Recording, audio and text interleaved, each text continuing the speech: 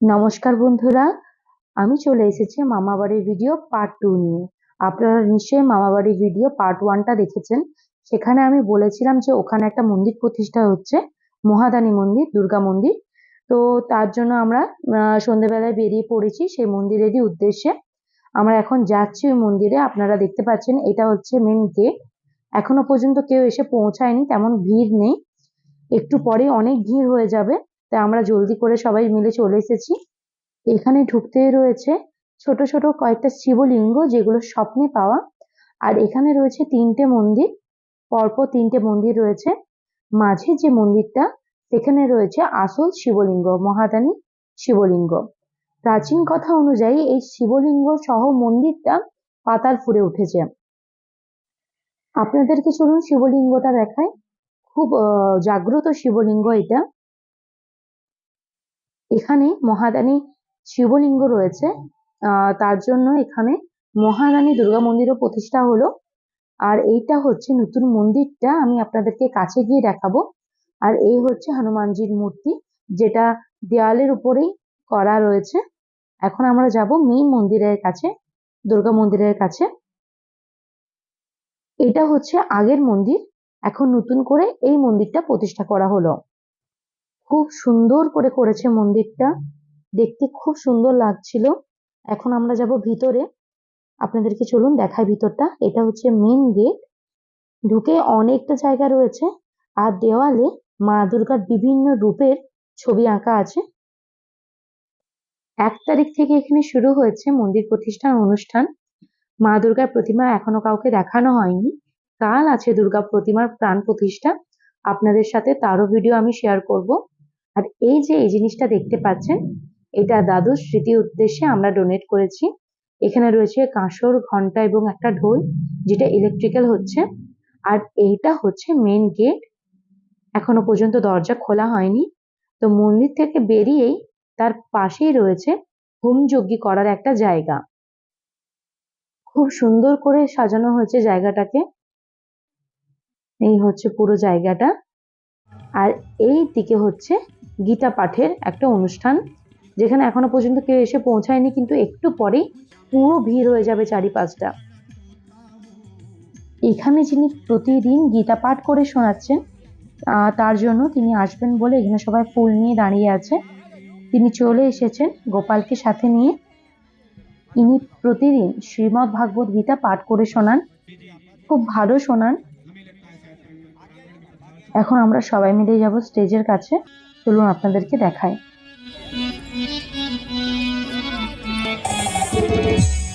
सभी भक्त अपने यथास्थान पर खड़े हो जाएंगे। एक बात बोले दीदी रश्मि किशोरी जी, आएगा तेरा किया आगे आएगा, सुख दुख है क्या मौका, ऐसी करनी वैसी भरनी, कैसी करनी वैसी भरनी, कैसी व्यासाय विष्णुरूपाय व्यासरूपाय विष्णवे नमो वे ब्रह्मनिधे वसिष्ठाय। এখন আমরা সবাই মিলে যাচ্ছি স্টেজেতে। যিনি শ্রীমদ্ ভাগবত গীতা পাঠ করে শোনাবেন, তাকে মালা পরিয়ে সম্মান জানানোর জন্য। गायत्री परिवार के उनको जो पद मिला है, गायत्री परिवार पेड़ों संयोजक श्री राजेश्वर सिंह जी, गायत्री मंत्र का चादर और गायत्री महाविज्ञान। মা বাপিকে ডাকা হলো এখানে আরতি করার জন্য। इतनी बड़ी यज्ञ में जो पानी टैंकर की व्यवस्था अपने तरफ से दिए हुए हैं रमेश कुमार महतो। होने लगी होने लगी होने लगी होने लगी देवी भागवती यार, होने लगी देवी भागवती यार, होने लगी होने लगी होने लगी होने लगी होने लगी देवी भागवती। আরতি শেষ, এরপর শুরু হচ্ছে ঝাঁকির অনুষ্ঠান।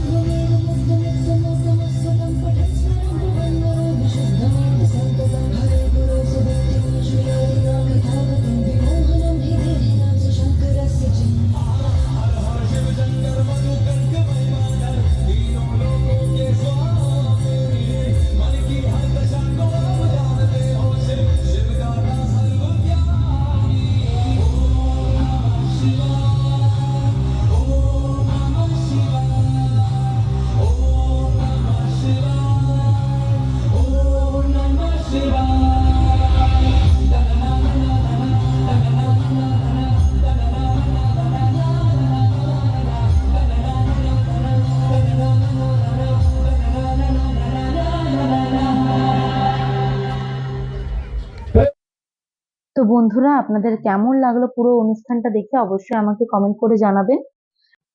আমরা এখন যাচ্ছি ভান্ডারার দিকে, যেখানে হাজার হাজার মানুষকে ভোগ প্রসাদ খাওয়ানো হচ্ছে। আপনাদেরকে ভান্ডারার ভিতরটাও ঘুরে দেখাবো। আর আর কাল আছে মা দুর্গার প্রাণ প্রতিষ্ঠা। আপনাদেরকে ভান্ডারার ভিতরটা দেখিয়ে আমরা ডাইরেক্ট চলে যাব মা দুর্গার প্রাণ প্রতিষ্ঠার অনুষ্ঠানে। আর এই হচ্ছে জায়গাটা যেখানে রান্না চলছে।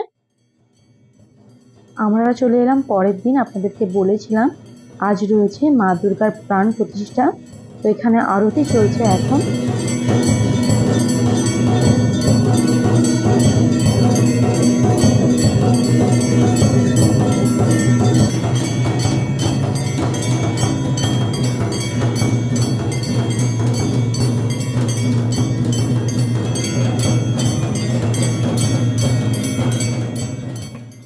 মা দুর্গার আরতি দেখে আমরা চলে এলাম এখানে ভোগ বিতরণের জন্য। মা দুর্গার মূর্তিটা অসাধারণ করেছে। এই হচ্ছে মা দুর্গার মূর্তিটা, আর এই হচ্ছে মন্দিরটা। তো বন্ধুরা, আমার ভিডিও কেমন লাগলো অবশ্যই কমেন্ট করে জানাবে। আজকের মতো ভিডিওটা এখানেই শেষ করছি। দেখা হবে আপনাদের সাথে নেক্সট পার্ট নিয়ে।